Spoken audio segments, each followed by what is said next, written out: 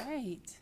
Well, next up, we have reports on 4.01, personal communication devices protocols. And welcome, Mr. Reeves, Mr. Cooper, Ms. Relford, and Ms. Asher. Yeah, we've got the Whole team. group. We got the whole team tonight. Thank you and welcome. And one of the policies coming out of the budget bill this summer that's making its rounds around the media in the state and for some schools in Ohio is a big change, is a restriction in our personal communication devices, cell phones and other things in the matter. And we have that first reading of a policy, and I'll get into some of the specifics.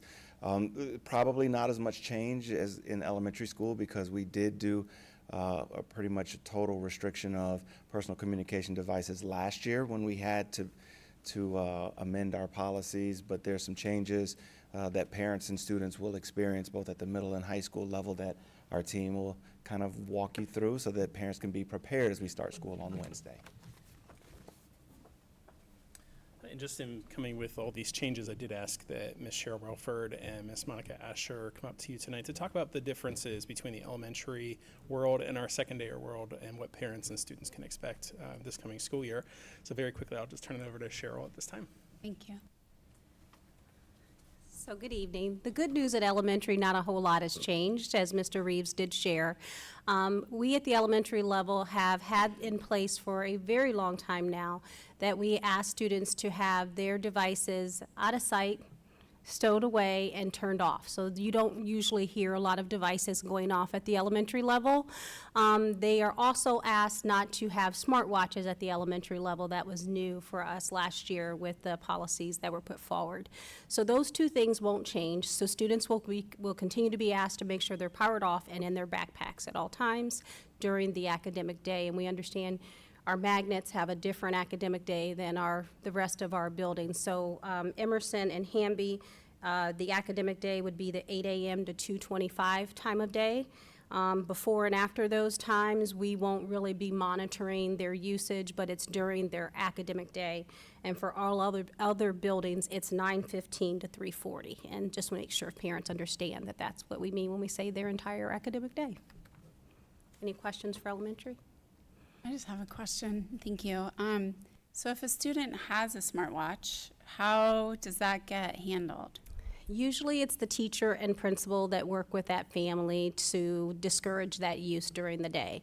There are times where a student needs access to a cell phone due to medical reasons, but a typical interaction is that we ask them to put them in their backpack so that they're not going off during the day. And it's specifically the devices where they are receiving text messages and can play games or things of that nature. That's why they're asked to be put away. Great, thank you. Yeah, so I had a follow-up question about that. So with smartwatches becoming more and more capable for health reasons, next iteration is supposed to be able to do diabetes sugar checks, blood pressure, et cetera, et cetera. Do we have a stated policy already in place for students who need a medical exemption? Is there a form and a process for that? There is a formal process already in place through our clinics where we establish a medical plan for each of our students and we outline what the care plan will look like. And so that would be contingent upon case by case. It's not a blanket way of doing it. Usually it's through a phone, and as we get the upgrade where they can do it through a watch, we would work that out with our clinic through the doctor's recommendations, and the staff meet to discuss. Thank you. You're welcome. Okay, I'm going to pass it over to Monica. Thank you. Really quick, you will see in our policy tonight, there are some specificities that we have in our guidelines that were also in the budget bill for students who need devices for medical reasons. So you will see that in a little bit later.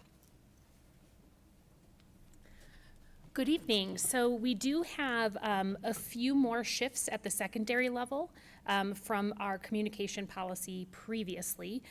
So previously, students were not able to have access to their cell phones during instructional time. However, they were able to have access during lunch and study hall. But the new law now dictates that students cannot have access at any time during the instructional day. So we gathered together the middle school principals and high school principals and worked collaboratively to discuss our responses so we had consistency from classroom to classroom and building to building.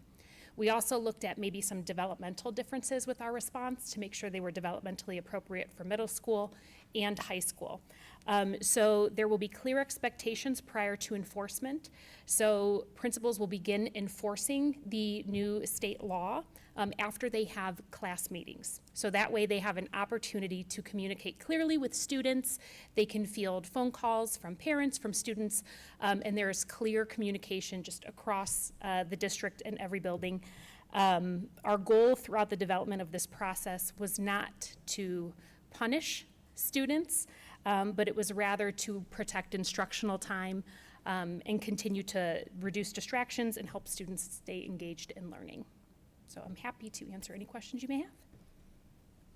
Thank you so much. I really appreciate the thorough explanation. My question, I guess, surrounds more like support for our staff, and I'm sure we've thought through all these nuances, but can you speak more to the training and support that's going to be provided specifically to staff? Because I could assume this is going to be very overwhelming, right? Yes. Like, what does a day-to-day look like? What should we expect that enforcement to look like in a classroom? Absolutely. So the expectation for students is that they are out of sight, in their bags, off or silenced. At the middle school, they will receive support from the administration. I think middle school will likely be a warning and then communication with family. At the high school, those warnings will come in advance at those class meetings, and then ultimately administrators will work with teachers to remove the devices from the classroom and hang on to them in the office until the end of the day when a student can come pick them up.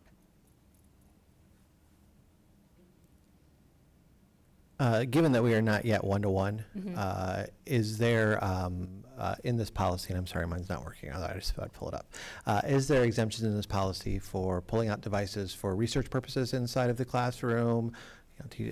I'm assuming that there are, but I'm not sure, so I thought I'd Yes, ask. so in the new state law, there are some exemptions for instructional use in the classroom. We wanted to make sure, though, that that was applied consistently. So what principals have asked their teachers to do is to submit on a Google form, which was designed to be intentionally short so that it does not take up an inordinate amount of time, to give advance notice to administrators on this day we will be using our devices for instructional support, given that we are not one-to-one. And the reason we opted to go through that formal notification process, again, was for consistency, clarity for staff, so there was a clear understanding of when it is acceptable and not acceptable within the state law to use that. Thank you. You're welcome. I have a follow-up question about that. So how far in advance would staff have to put that in the Google form?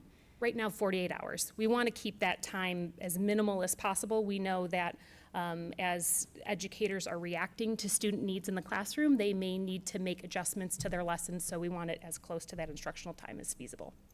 Okay. I had maybe a logistical question about if we're having to take devices from students if they are repeat offenders. What is the plan for taking those devices? How do you know whose devices are whose? Are they given like a claim ticket at the end of the day? Like, how does that work? Because I know we don't want to be responsible necessarily for people's $1,000, brand new iPhones or anything. And that is why we decided to have them come to the office, as opposed to being stored in classrooms. I know there was some discomfort with faculty about hanging on to phones, especially because they are so expensive. So we've worked with building principals on how they would store those and then what that process would look like. So maybe the first response or two to an infraction would be the student comes at the end of the day to get their device, which would be labeled and stored in the office. And if something continues to happen, then it's communication with the parent on what those next steps would be. Okay. I have one more question.